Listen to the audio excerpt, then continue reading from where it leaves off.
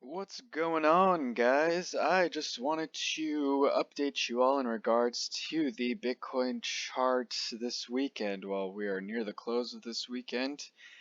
Yeah, a lot of interesting things developed over the past couple of days. I'm just gonna give you a play-by-play. I wasn't able to do a video yesterday. I do have some life obligations here and there on the weekends, but anywho. Alright, I'm going to jump right into it here. Okay, so we had this rising channel here, and in typical weekend fashion, we had this like breakdown of it, and we had a break back into it. Okay, now what was rather interesting here was the 4-hour candles. They were actually um, bouncing off of the 100 exponential moving average as support, which was rather cool to see. But keep in mind, the money flow is still red AF, okay? Red AF here. And momentum is actually pointing to the downside at this time. And the bar below here is still red, still been red. So essentially, yes, although the price is pumping to the upside, there are still actors within the ecosystem that are just short selling. They are either short selling or they are just out of the market entirely. Now let me go to the TSI here. So the TSI did cross down. It is turning red. Didn't necessarily create something that I wanted to see. Um, it is a lower high from the previous, so that's kind of concerning. What I want to see, honestly, is I want to see kind of like a bounce off of the 50 and then a breakdown. If that actually happens, then I do expect mega bearishness to happen within the next week. Or conversely, what could happen is it comes down, it bounces, and actually creates that higher high, and it actually tags the oversold territory, which would actually be a better situation in regards to preparing for a short opportunity, not financial advice. Okay, now let me go into the Heikin-Ashi candles right now. So the Heikin-Ashi candles, if you look at it from the resistance standpoint, um, resistance doesn't show up on the traditional Japanese candles, but it does show up on the Heikin-Ashi candle, so that's kind of interesting. Now, if you notice, last time we saw something like this, guess what happened? We had some dumbola here. Okay, I don't like that. This is a lower high situation. Now, if the 100 EMA cannot hold, I'm gonna have to call this a scam pump, frankly. Um, now, I don't like that the 9 EMA has lost support and is now acting as resistance. I do expect the 4-hour. I don't know if it's this candle or the next candle or the following candle, but eventually it's gonna tag um, this 9 EMA right here, this yellow line, and I want to see how it reacts. Will it confirm it as resistance again, or is this another, scam dump to pump back up? Either way, though, it did break out of this channel pretty definitively at this time, so I'm now seeing this particular line as resistance from here on out, okay? So I wouldn't expect price to just break up again. Now, if you notice, there was some high volatility moves around this area, right where my red line was, where my initial resistance line was. As you can see, the wicks were just more dramatic as opposed to previous price action prior. And actually, shorters were front running this particular zone as I'm zooming in. That just kind of shows how weak the overall market is, where like this particular zone wasn't even tagged. It was really just front ran at this point, which was, not that great. Um, okay, let me go to the 4-hour here. Let's see what's the dealio. Okay, on the MACD indicator, we are seeing a cross to the downside with bearish bars starting to print. So yeah, that's kind of what I'm expecting, more continuation of the downside. Now the TSI here has confirmed a cross, and as long as price is below 21.22, we do intend to continue to the downside. Now as well on the double MACD here, the MACDX, confirmed sell signal and a bearish divergence, which is usually very powerful in regards to moves to the downside. Did tag the bullish control zone on the RSI here, and we did have a cross. As you can tell, we currently have a lower low. So I do expect within the coming hours a lower high, not gonna lie. Also has yet to tag the RSI as true resistance, but at this time I am looking at the slow moving average, which is the white line. I don't like that it's starting to curve down, not gonna lie. Okay, now the TMA. What's up with the TMA? So the TMA is actually rather interesting, which is contrary to like pretty much everything else. Here, it is bouncing off the 100 EMA and also the 50 line, so that's rather intriguing. Also, what I've noticed is that it never tagged this zone here. It never tagged above that 4. So, maybe there is maybe there is another move to the upside. I'm not too sure. Until I see an official bearish divergence on this, I will call that bunk, but everything else at this time is saying the contrary. So, I'm kind of just in a wait and see mode. Now, I know I did indicate this was rather bearish, but frankly, there's still it's technically in the neutral zone here. This black area in the middle is actually the neutral zone, so it's really not gonna lie, a coin flip at this time, because really it could break up and then retest the bullish control zone and hang out in there for a bit until it ultimately comes back down. Now, I do like the TMA as kind of an indicator in regards to top signals. Now, in regards to this particular signal, it could just be a lower high situation that we're experiencing at this time, but I'd really have to zone in and really figure out what's the deal. Are we going to continue to the upside more? Are we going to consolidate and then push down to create a higher low and then make a higher high, or what? So that is to be determined until I really zoom in until the 1 hour. So that's exactly what I'm going to do, but I'm going to start with the chart itself as opposed to these little indicators over here. Okay, so interesting, interesting. So this is a potential reversal candle. Now, if this candle matches or exceeds the last bearish engulfing candle's base, which is right here at basically 20.1 roughly, then yeah, this is actually a reversal signal right here, not gonna lie. Very premature. There's still 12 minutes left on the clock, so that's kind of to be determined. What I don't like is Oh, sorry. What I don't like is that the exponential moving average, as you can tell, went from bullish to bearish. Now it's printing a red color, so I don't like that. Also, there was a 921 EMA cross to the downside with an epic reaction here. We kind of have this uh, kind of like a messed up Darth Maul pattern here. Um, yeah, and then we've had multiple confirmations of it being resistance. Even the current hourly candle's having issues in regards to breaking through it, so that's not looking too hot.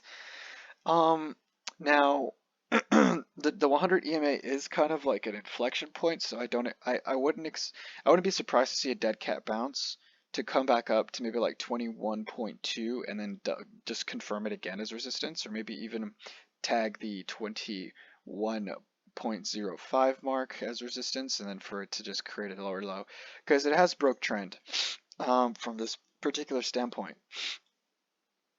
This particular low actually was met with a lower low. We had a lower high, lower low.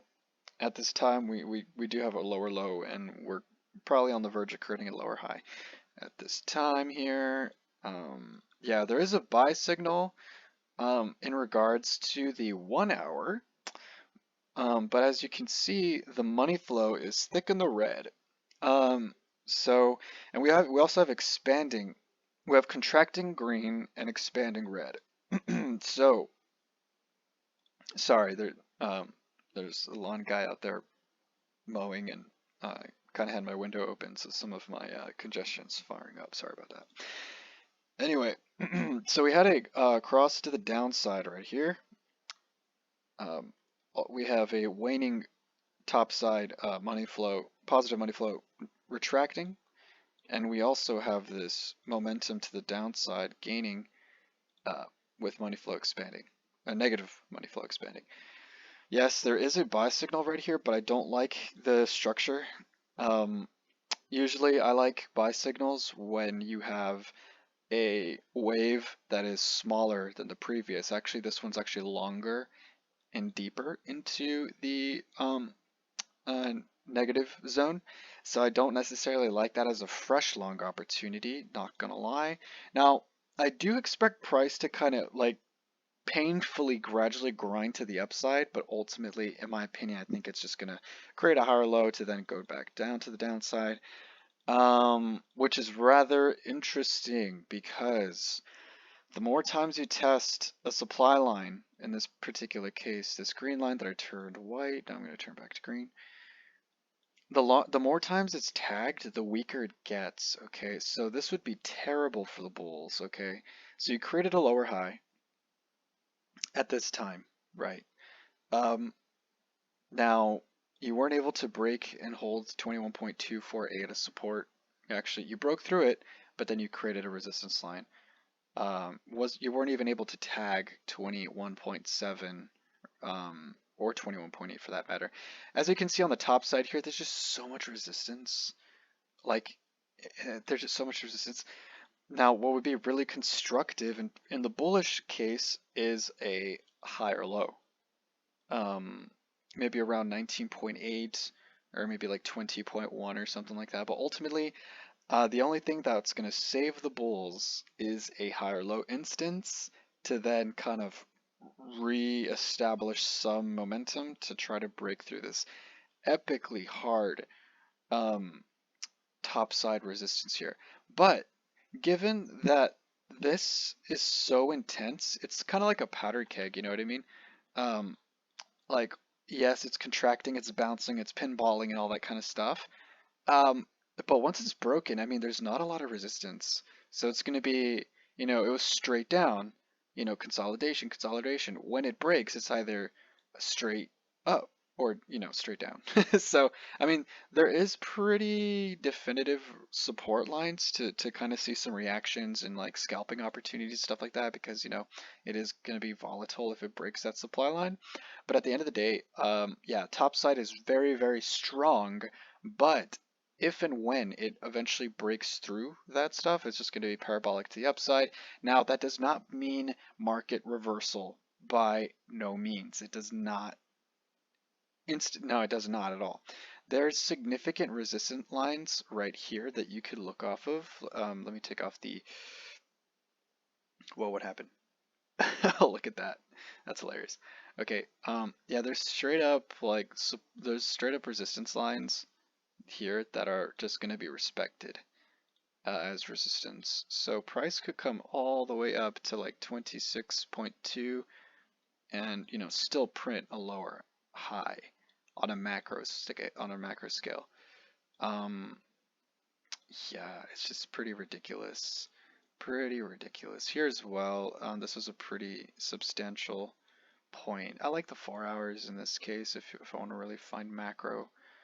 Um, Resistances probably can come all the way up to here. Let me create this resistance line.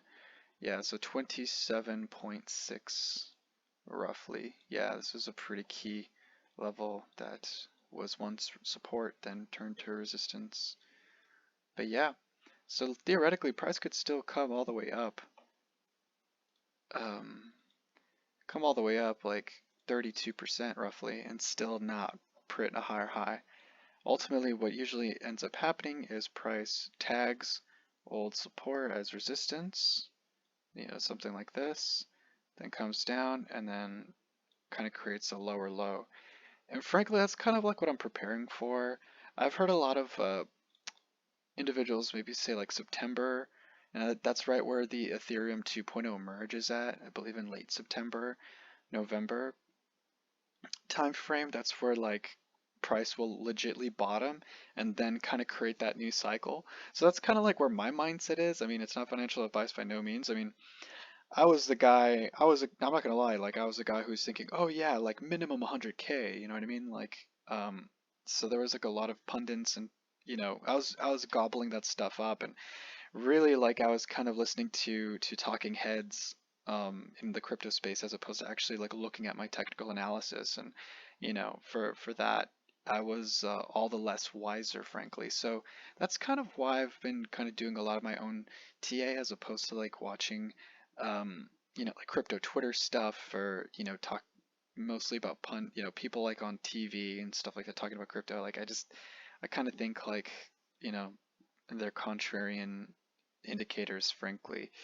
But anyway, I'm gonna go back to the 1 hour here, and I don't think I've done that for these indicators. Okay, so what am I looking at here on the MACD? So MACD does have a hidden bullish divergence right here.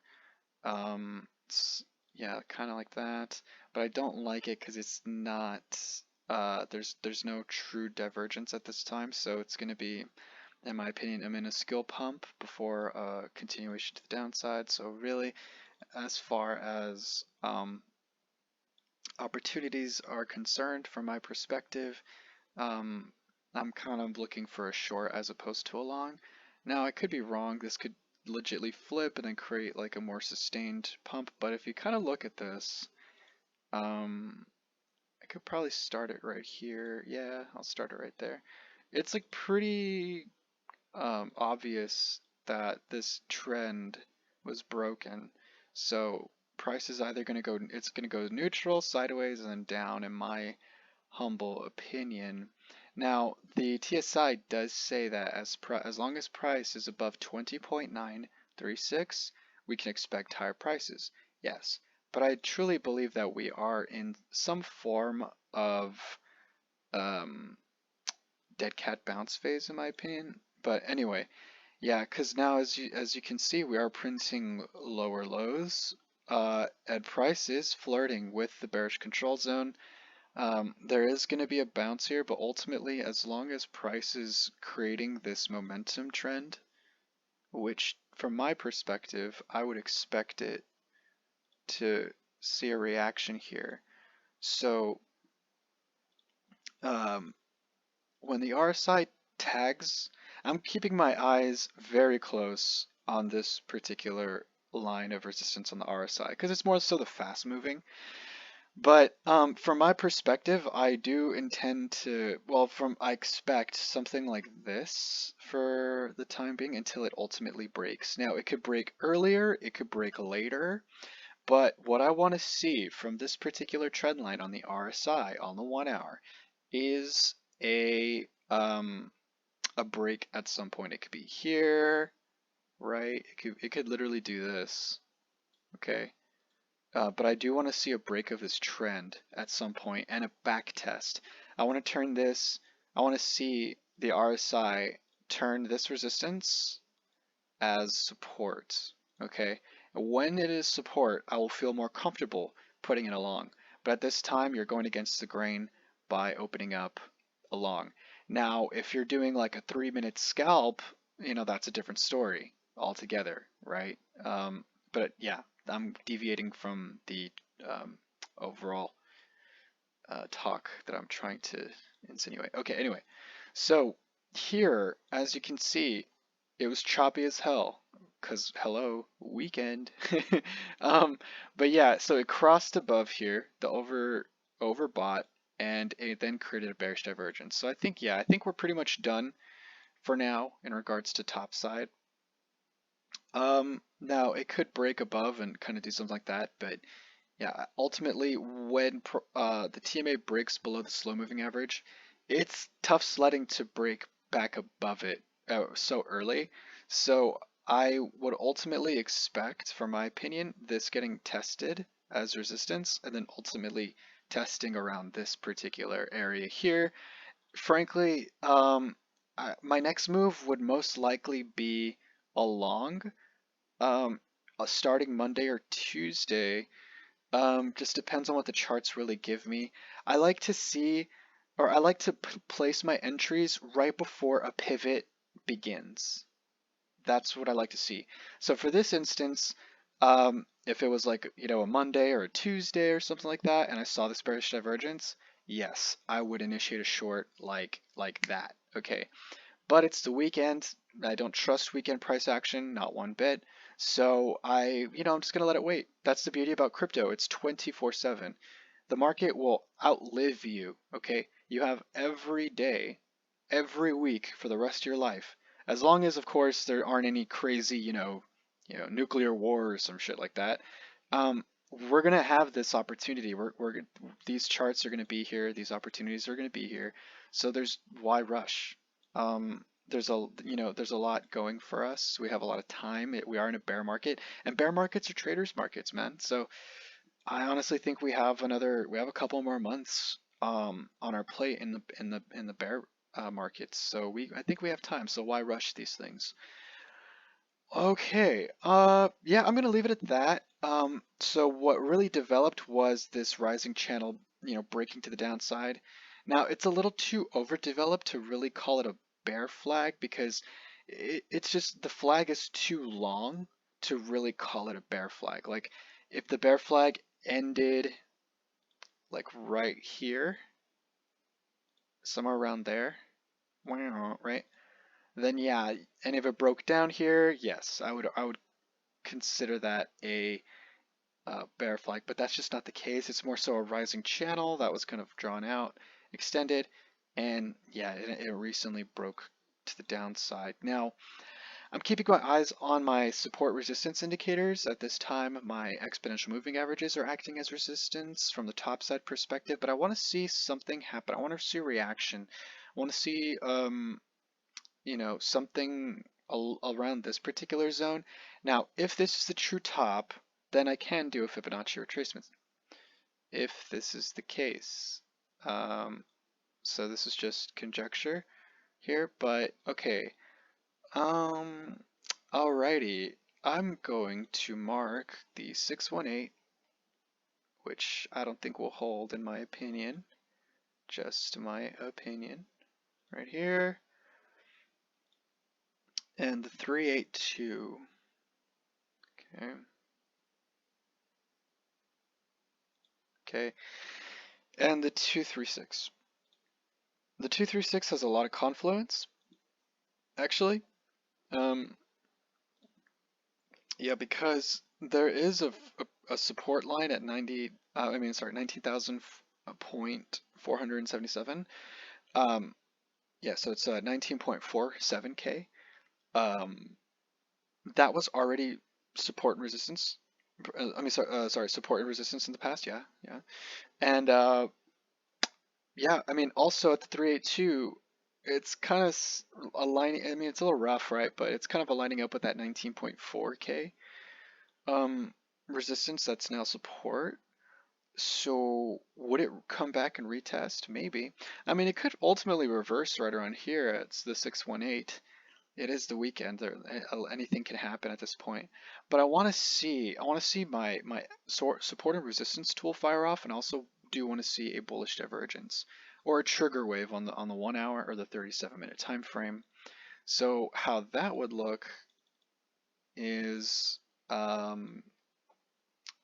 something like this, where yeah, it crossed, something like that, and then ultimately it creates that that smaller wave to then kind of create a momentum shift like that. So that's kind of like what I'm waiting for. We're still maybe even maybe like a day or two away, maybe like a day or two possibly. I want to see that develop for a long position. Conversely, for a short position, I would look for, now keep in mind if it's on, I like to go with the New York time open, which is, I believe, 8 a.m. Central Time. I'm based in Central Time. So any moves after like the first hour is great in my opinion. Because like when the New York Stock Exchange opened, the first hour is calamity. Uh, it's super volatile. In my opinion, there's a lot of fake outs, pumps and dumps, and everything like stocks, equities, commodities, you name it, cryptos. Um, so if this particular move that I'm gonna like predict here happens after that time frame, then it's a go. It's a go. But anyway, yeah, so right there, if I see something like that, I would for sure go with that short. But anyway, yeah, this is the market cipher indicator. If you guys want access to that, actually, I do have a discount affiliate link uh, in the description below. It's a pretty badass tool. It helps out a lot in regards to actually figuring out what's happening within the market. It's one of the many tools I use, but it's definitely makes life easier in regards to just analyzing the market overall. But anyway, I'm going to leave it at that. I wish you guys a great rest of the evening. It's pretty late. I believe it's 9 p.m. for me right now. But yeah, I appreciate you guys taking the time to watch these with me and kind of like go over the charts with me and everything like that. Yeah, please like and subscribe if you haven't already, and yeah, share this information if you think it's fruitful. Also, if you think I'm a if you think I'm full of shit, let me know in the descriptions. Descriptions. Let me know in the comments. I'd really like to read your descriptions if that's the case, and hopefully, kind of get better off of that. But anyway, have a great rest of the night, and cheers. Bye bye.